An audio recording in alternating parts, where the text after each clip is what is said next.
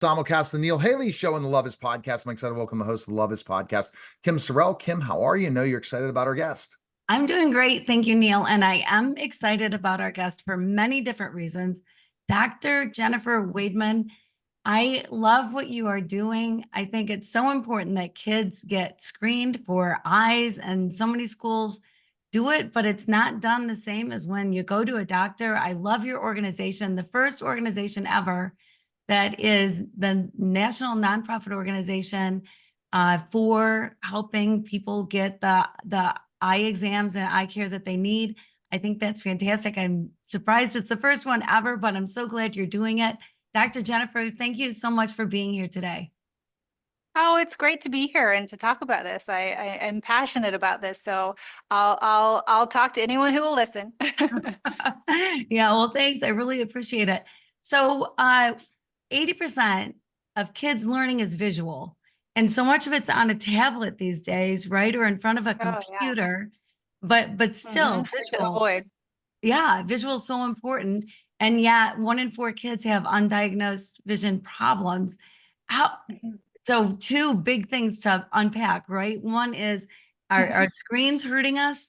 And the other is, why are there so many kids with eye issues that we don't know about? Yeah, screens, overall, kids are having such a big increase in their near kind of visual demand. And so our priority has kind of come from distance vision to near vision, and screens are definitely a culprit for that. We see issues with dry eyes, and we see that actually in kids as well because of screens. We see issues with headaches and fatigue and, blurry vision.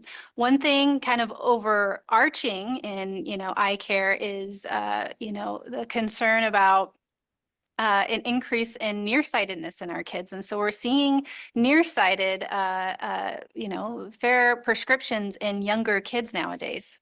Wow. And what your hope is to do is get them to eye exams, even though some of them cannot afford them, instead of just waiting for the eye test at school. That's pretty much part of what you want, is to get them the what they need so they can be successful in school and keep their eyes healthy, right?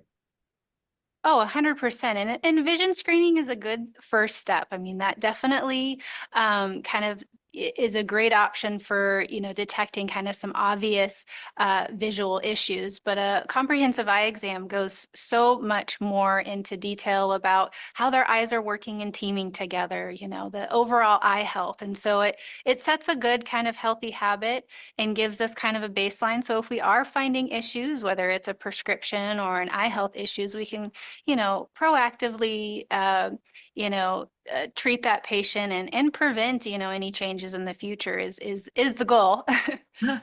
It's interesting because parents don't always notice if there happens to be a sign telling them, hey, your kid's got an issue. I have a granddaughter who used to go an inch from the TV and just had to be right up in front of it and watch the TV. But the way the TV was positioned, there wasn't a comfortable spot to sit for her, is what we thought at first. But then she was right there, which obviously is a sign she needed glasses. But what are some of the signs? What should people look for? And teachers too, right? Look for things. Yeah, and that's an interesting observation. And sometimes, this is important to remember. Sometimes kids don't realize that they're not seeing as they should see. And so, as parents, sometimes we wait on our kids to kind of tell us what's wrong, but sometimes they don't know. And so for parents, definitely squinting, holding, sitting at the TV really closely, or, pulling, their reading material closer to the eyes are a good overall indicator that a child may have a problem. But some other things to look for would be, avoidance of certain activities. And this is important as we approach the back to school, is if a child's really avoiding reading, or if they're getting, headaches, or, unusually tired with certain activities up close, or perhaps sometimes what I tell my parents in the exam room is, if a child tends to tilt their head or turn their head in a manner where they're focusing on one eye, or, they're essentially trying to clear things up in the distance, that could be an indicator as well. Okay. Well, Kim has a quick question for you to finish up because we have to get you out because you got a tour to do throughout the day. Go ahead, Kim, with your quick question. Yeah, Dr. Jennifer, I spent a year figuring out the true meaning of love. I was in Haiti most of the time I was doing it, and it blew my mind, the things about love. And one of the things is that love is everywhere and love is everything. And in your work, I imagine love has to play a role. And I'm just curious where it does play a role for you.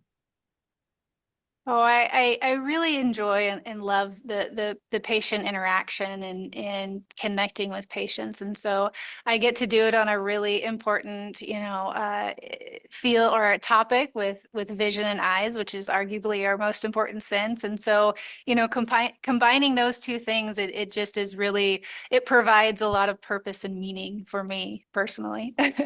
All right. Well, excellent. Best place we can find information. Where can we go? A good source is vsp.com/eye doctor. From there, you can find an eye doctor in your community and local area. All right. That was a special simulcast of the Neil Haley Show and the Love Is podcast, guys. Take care.